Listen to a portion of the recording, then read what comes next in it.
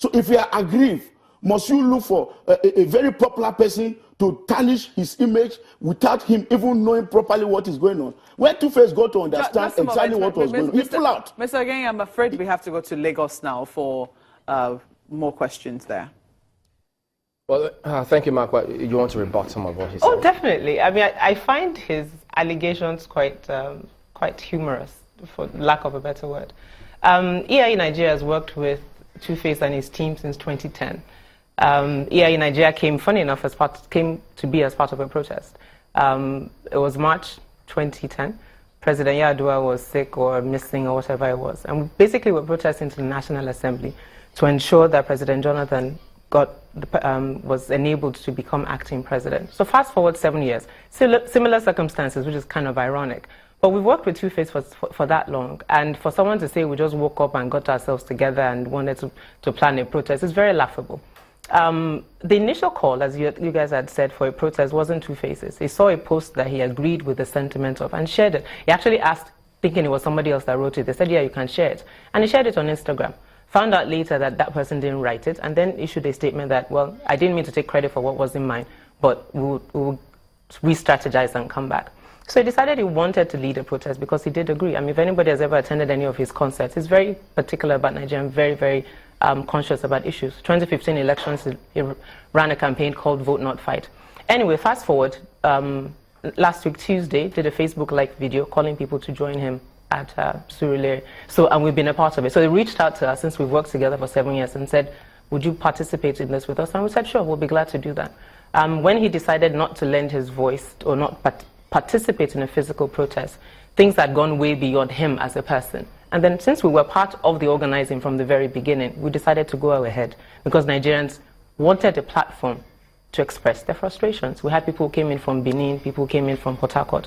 So for someone to wake up and say people got together, faceless group, nameless group, Google it very simply, enough is enough Nigeria. We've been around and our work speaks very well for us. Yes. So I just really wanted to clarify that it's not an issue of distancing, and then Two-Face wasn't brought in to spearhead something and then decided to disengage when he found out. I'm very far from the truth. So what do you think about, pardon me, those who think that you were prodded or sponsored to discredit the government?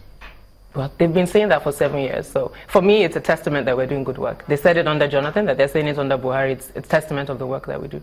This is the epicenter of what you just did just yesterday, the protest. Now the NLC says it's going to protest tomorrow. Yeah. How do you see that coming in line with your demands? I haven't read their demands. I'm not quite sure what they're protesting for or against. But I think for the simple fact, I mean, nobody owns a monopoly on protest. Protest is simply a platform for citizens to express their frustration. So I think the National Labour Congress is expressing or executing their rights to do that, and it'll be interesting to see what their own demands and frustrations are. Do you think it's a step further from where you have stopped? Do you think the NLC is taking it a little more seriously and taking it further? If I were government, I would, because if this sort of triggers a series of events, so we did ours on Tuesday, NLC does theirs on Thursday, if another group wakes up on Monday and say they want to protest, and yet another group wakes up the following week, then if I were in government, I would take it extremely seriously. But do you expect a different result? Because, I mean, if these same people have been there 2 years ago, are still there, there isn't any cabinet reshuffle, how optimistic are you that your 5-point agenda will be met? Well, hope springs eternal, and that's really the whole essence of the office of the citizen. You don't elect people into office and then sit back and watch, and 4 years down the line you wake up again and start mobilizing for elections. It's a continuous process. It's every day. So, I mean, as we say in our office, you protest every day, every week, every month.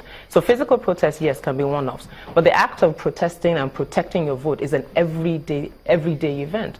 You're paying attention to what's happening. You're calling your senator, calling your House of Rep member, calling at the state level, calling people who are the state, your state representatives, and holding them accountable. Why is this happening? I don't agree with this. Why are you doing this? So that's the whole essence of being a citizen. That's the whole essence of being in the democracy. You must continuously hold the people you've elected into office accountable to deliver on what they've promised. And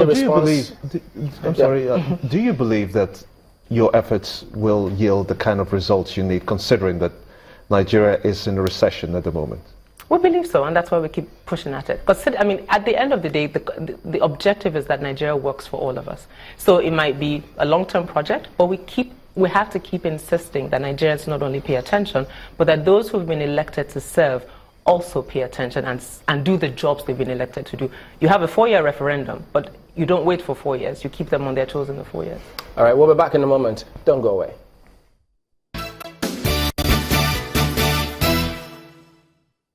Well, Mr. Ogenyi Okoko is still with us. Now, quickly, you did hear the Vice President, who's the acting president, issue a statement shortly after that saying that they've heard you loud and clear. Does that satisfy you?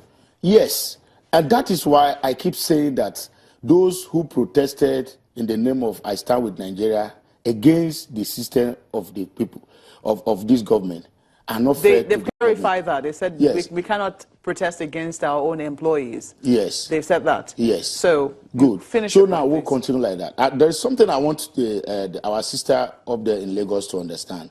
She made a very valid point on the issue of National Assembly budget. Yes, the National Assembly scrutinizes all other budgets, but they do not touch their own, and nobody there asks of their own. But instead of taking the protest, joining the executive, the legislature with the parliament, why not just take the legislature, like you say, this is what the National Assembly has done, and then we must do it. And the executive may even support you. The judiciary may support you. But they've done that before. But no, what they are doing, they've done that before. They've done that before. That is good. But this kind of protest, that they organize in Nigeria today, they are not fair to Mr. President. This protest even came at a time that the president is on medical leave. Do you think? Have you ever seen President Buhari smile on national television? He's aware of the hardship. He's also passing through pains to ensure that he has a better life for Nigerians. The acting president issued that statement. You don't think that he's also capable to hear the complaints that the people have? The government is aware. If you relate with any government official, they are aware. We patronize the same market. Madam, that rice has increased from 8,000 to 24,000. We patronize the same market. We made it very clear during the rally that Nigeria is like a system corrupt with virus. And you need to format the system. The process of formatting the system, everything will shut down. Then gradually it will be coming up. And when the thing finally reboot, your system become brand new. That is what Buhari is doing. In the meantime, would you say that people should not protest if they are not happy? No. Why should Nigerians not even be happy? We know the kind of economy that was handed over to the president. But if they are not happy for any reason, would you say that it is wrong for them to protest? If you are not happy, you can express it.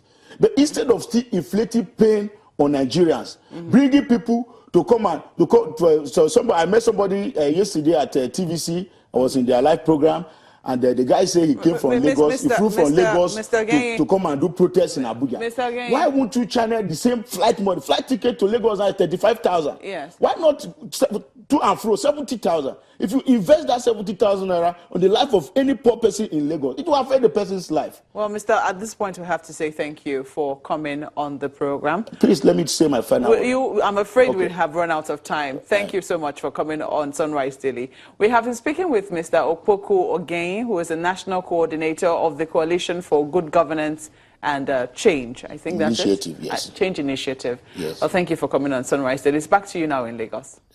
Let's get your concluding thoughts on this. I think just to really reiterate, government at all levels, federal, executive, at state, were elected to serve the Nigerian people. As citizens complain, it is citizens saying, I elected you to do a work. I asked you to go and represent me. I've employed you because we're paying your salaries, your allowances. Mr. Michi referred to their hardship in their cars and their mansions. We're paying your salaries, and we have a right to demand that you work. So it's not it's not meant to be defensive. So from police defensive, or from the spokesperson of the president who says because their election saw losers is why people want to protest. Comments like that don't show a government that really understands why citizens are complaining.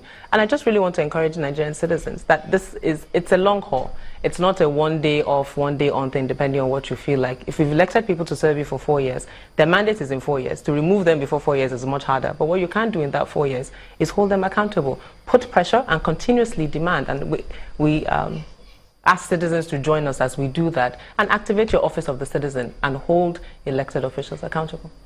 Yeah, Madam Malokun is the Executive Director, Enough is Enough Nigeria. Thank you for coming on this morning. Thank you. And that's where we're drawing the curtains as well today on the program. We thank you for watching and for your comments as well. We will be back tomorrow. I'm Chamberlain Uso. And I'm Gimba Omar, and we're watching also how the NLC come through with their own protests on Thursday. That's tomorrow as well. Thank you for watching. Thank you. I'm Maokwe Ogun. Bye-bye.